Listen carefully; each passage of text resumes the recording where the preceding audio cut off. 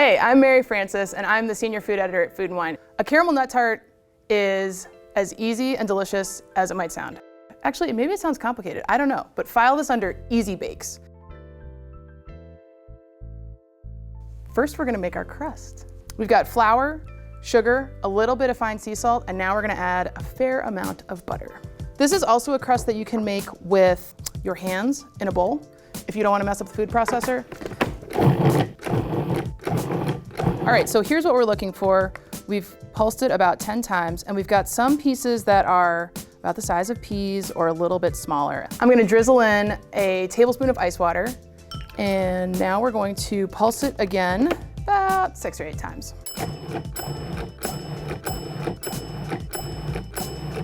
Now what we're looking for is coarse crumbs, kind of like when you finally grate Parmesan cheese, that's what you're looking for. And I know it's got enough liquid when I can squeeze it together and it holds really well. Okay, we've got our crust mixture, and how easy is this? I'm just gonna dump it into this 10-inch tart pan. What I'm gonna do is I'm gonna use a 1-cup measuring cup, and I'm gonna just distribute those crumbs around. And then with a fair amount of pressure, press the crumbs into this tart pan. All right, we've got my crust ready to go. I'm gonna pop it in the freezer for about 20 minutes so it firms up. And while it's chilling, we're gonna work on the nuts. We have a mix of pecans, hazelnuts, walnuts, pistachios, and slivered almonds. You could get a mix of nuts from the snack aisle. You could also choose some of your favorite nuts. If you don't like one of these, totally omit it. For this mix of whole and sliced nuts, we're gonna toast these for 12 to 14 minutes. At 350, the really important thing is to keep an eye on them. We want them really nicely roasted, but not burnt. So stay close to the oven and plan to stir them a couple of times so they roast really evenly. Here is our chilled tart shell. Now you can see there's still a little bit of sandy, loose crumbs on here. It does not have to look perfect. We're gonna cover it in toasted caramel and nuts. No one's gonna see it, it's fine. Take a fork, we're gonna dock it. This is to keep the crust from bubbling up and to help it cook evenly. Now let's bake it for about 25 minutes at 350. It's gonna be golden brown, crisp, and firm. It's gonna give a great foundation for this caramel nut tart. These are black mission figs that are dried.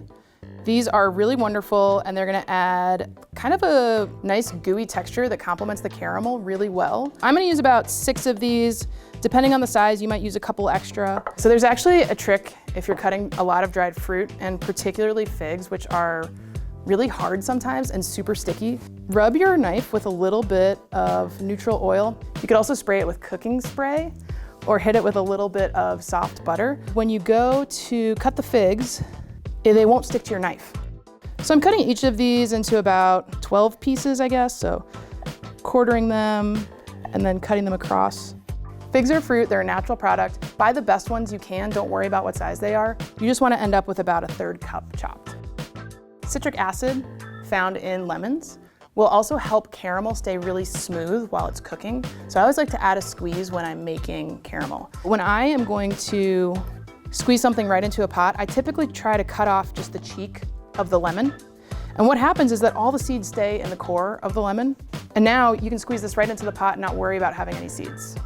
So we've got our sugar, some water, a little bit of honey, and a squeeze of lemon juice. Now, the sugar and the water, obviously, those two things are gonna come together to make a delicious caramel. Honey is gonna add a little extra flavor, another dimension of flavor that's gonna work really nicely with the nuts and the figs. We're gonna stir everything together gently off the heat until combined, and then we're gonna set this on the stove.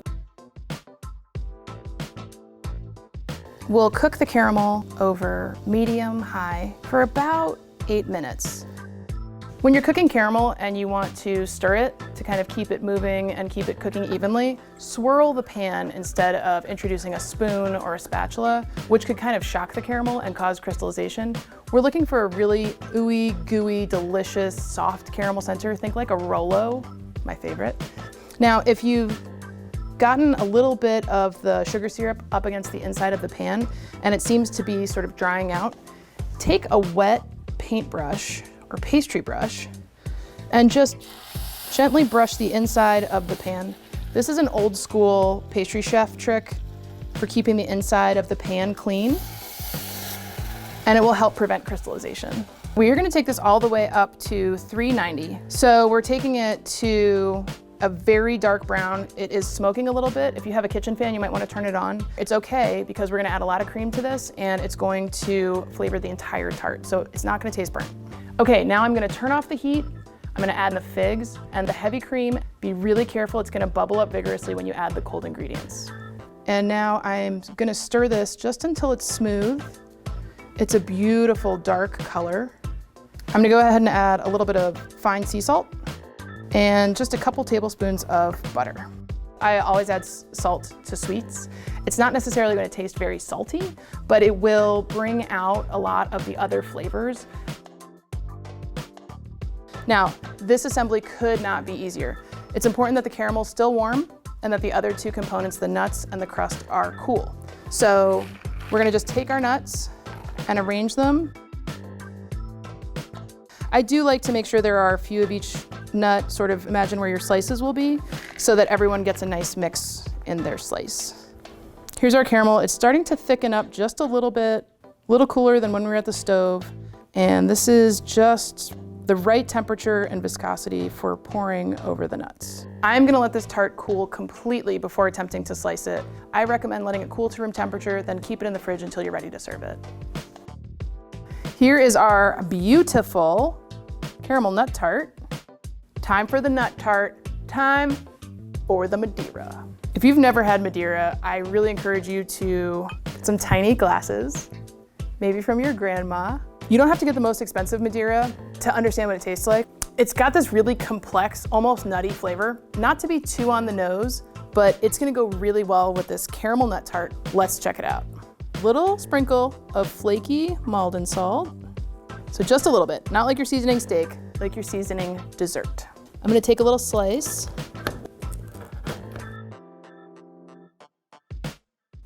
Oh yeah, look at that.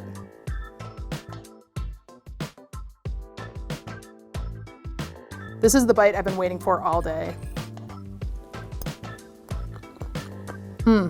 It's kind of got an almost smoky flavor to it. The roasted nuts and that little bit of jammy fig mixed with the sort of shortbread crust. It's really delicious.